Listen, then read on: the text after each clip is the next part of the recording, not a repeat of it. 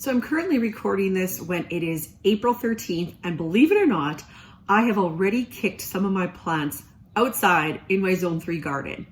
And if you want to know how you can do it too, then keep watching.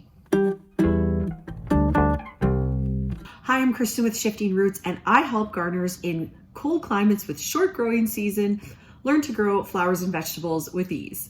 If you also live in a similar climate, you'll want to hit that like and subscribe button as well as the notification bell.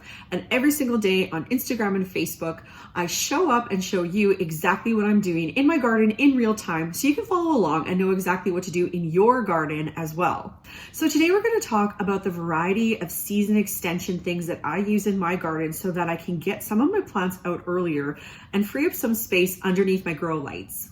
I use a variety of things such as frost cloth.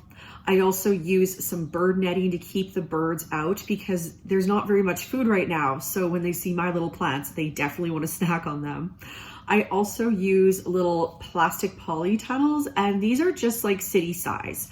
They're not very big, but it's just enough to put a couple of plants underneath, and it really helps free up some space underneath those grow lights. As we go through, I'll also talk a little bit about what vegetables and flowers actually work for this method, because spoiler alert, if you put a tomato outside right now, even if it's under some sort of a cover, unless it's a cozy coat, it's definitely gonna die. And then I'm also gonna talk about a few tips that I've learned along the way just to make the process a little easier, or sort of what mistakes to avoid. Okay, so let's get into it. So the first thing is what plants will work for this and what plants won't. So you're looking for plants that can tolerate cold, basically. So for vegetables, this is Brussels sprouts, broccoli, cauliflower, kale, arugula, lettuces, Swiss chard to a certain extent, any sort of vegetable that likes cold, grows quickly, or can tolerate shade. Those kind of vegetables should work for this process. Now you see in the video, I have my Brussels sprouts out, and as soon as my broccoli and cauliflower are big enough, I'll be kicking those ones out too. I've also direct seeded some arugula and bok choy, some beets, radishes, all of those things. Some of them are up yet, some of them aren't. It's still pretty cold, so I'm really not expecting everything to be up now. As for flowers, snapdragons, carnations, feverfew to some extent, ranunculus and anemones, those can all be booted outside, and anemones are actually good up to -7 degrees Celsius. Recently, we just had some snow and overnight temperatures to -4, and I had my Brussels sprouts, my anemones, and my ranunculus. They were outside, they were not covered, and every single thing lived. Nothing is really damaged, so it is safe, but they do have to be hardened off, which I'll talk about a little more later in the video. And they also need to be a certain size, because if I was to put these little tiny baby seedlings that I started indoors, outdoors, and say they were only like maybe 2 inches high or something, they're not gonna do very well. They're probably gonna die. But these seedlings that I have, these are all pretty large, like around 4 inches or so taller, something like that, and they've all been great, as you'll see in the videos. So your next question probably is, so how do I harden off those seedlings, especially when it's so cold? Well, the process is pretty similar to what you would normally do. You bring your seedlings outside when it's sunny and hot. So in our case, this means when we're doing it this early in April, we want the hottest part of the day. So that's probably around 3 to 5 o'clock in the afternoon. So you're gonna set them outside. It might need to be in the shade depending on exactly how hot the day is. And you're gonna set it out there just for an hour. Make sure that there's not a lot of wind, and then you take them in. So what you can also do though, if you don't want to constantly be bringing things in and out and in and out and in and out and really worrying about the wind and stuff, is you can set up your plants underneath a tunnel. So either with some plastic tubing like that you would just get at Home Depot or some other big box store for plumbing. You set those up with frost cloth over them or polycloth, and I just put binder clips on mine to keep them there, and it works great.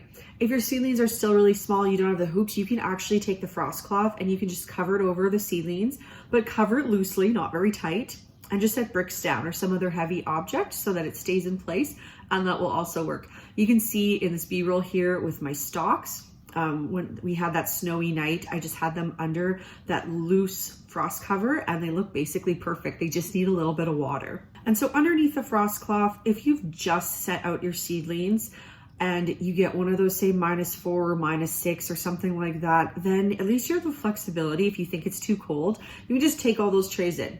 But say overnight it's maybe 0 or -2 or it's in the plus temperatures, you just leave them under the frost cloth and they should be fine. Then once my plants have stayed underneath that frost cloth or the plastic barrier, something like that, after about a week, maybe up to 2 weeks, I will take them off. And if the weather's nice, I keep them off. Now, if the weather goes bad again or it's too cold, I just plop them back on and everything is fine. For the ones that are underneath that little plastic cover that I have, I prop up bricks during the day to get some wind flow in there. And so this just really hardens them off very, very gently. And I find that I don't get plants with windburn or like they really don't suffer if I just have them under the plastic bit, vent when it's hot during the day and close them at night. It's just a really easy and simple solution to get your plants hardened off and get them out the door sooner. All right, so then under the cold frame, I've started some seeds already just from seed, as I mentioned before. And what I do with these plants is they just sit there, and I know that they're not actually going to grow and germinate until it's warm enough. So I'm not worried about micromanaging them. The only thing I have to do is every day just go out and give them water if they need it. Because I learned one year, I started some radishes and I just never watered them.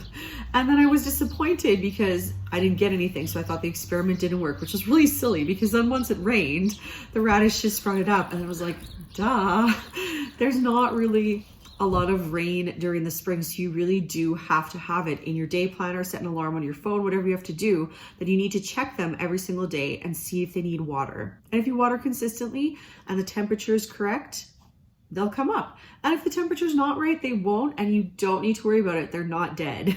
The only way they're dead is once like it's sufficiently warm out and if things still haven't come up, then okay, maybe it was bad seed, maybe it got rotted out, but again, not a big deal. And then finally, when can you do this? So this year I've been able to put my plants outside a lot earlier than normal. In a regular year, I probably wouldn't even be attempting this until the end of April, maybe even the beginning of May. But because we had the snow melt so soon, temperatures seemed to stay pretty warm at the beginning of April. Once most of the snow was off the ground, the temperatures at night kind of stayed above -3 and higher. And temperatures during the day were around +10 degrees Celsius. I decided that I was going to take the chance and I was going to put my stuff outside.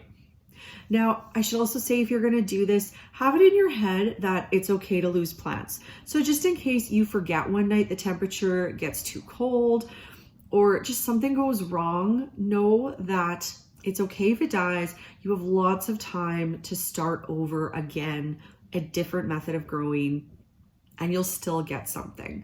Think of it as just a lovely experiment, and if you get vegetables early, then bonus. So that's all I have for you today. Thank you so much for watching. If you also live in a cold climate with a short growing season, make sure you hit that like and subscribe button down below.